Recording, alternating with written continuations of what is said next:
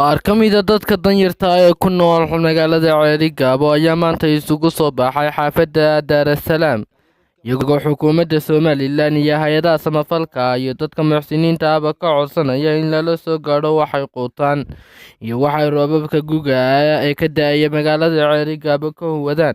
Dadkan isugu soo baxay xaafadda Dar es Salaam ayaa u badnaa haween iyo carruur iyagoo markaasina ka codsanaya in lala soo gaadho loona soo gargaaro. Waxaana hadalladoodii ka mid ahaa sida tan: nahay dadka danyarta oo magaalada iyo hareeraheeda degan waxaanu ka codsanay xukuumaddayada iyo hay'adaha inay noo gargaaraan.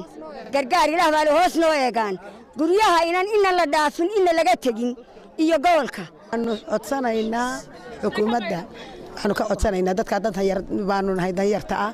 Waxa weeye waa nala ilaabay, cidina wax nama siiso. Dad xidhan silsilada ku xidhan baan haystaa anigu haddeer aan kaga imi gurigii. Dawladda waxaanu ka codsanaynaa in nala eego, hoos naloo eego. tuur jaalle ilaa xagal ilaa intaa dadka ku nool ilaa Dar es Salaam ilaa intaa geesa jiifeen intaa ummadda ku nool baanu nahay. dadka meesha isugu yimi haddeer dadna waa maqan yahay. dad yar waxmaran mid soo cawdhoobay mid kale mid wada dan yar weeye.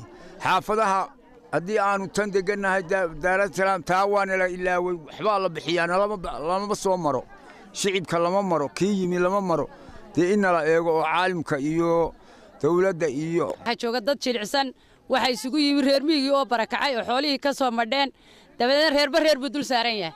markaa waxaanu caddaynaynaa dee in hoos loo eego gobolka Sanaag, qaxoontigiisa, dadkiisa, maatadiisa. madaxweynaha iyo dawladda dhammaan inay soo eegaan gobolka Sanaag. waxa weeye baahi aad fara badan baa ka jirta gobolka Sanaag. caawimooyinka hadday yimaadaan waxa dhacda inay dalkooda hoos u eegin, dadkooda hoos u eegin. dad aad fara badan oo aad u danyar ayaa ku nool. waxaanu codsanaynaa inay dadkan eegaan. waxa weeyaan waxaanu nahay dadka danyarta ah. waxa halka Ilaahay baa nagu soo baxnay. dadku wax walba way leeyihiin, dad danyar, dad waxba haysan, dad indhala, wax kasta way leeyihiin. marka waxaanu u baahanahay Ilaahay baa caawimada Ilaahay baan caawimaan u baahanahay. dadka in wax loola soo gaaro, wax loo keeno, adduunkuna wax shaqo oo uu leeyahay ma jirto.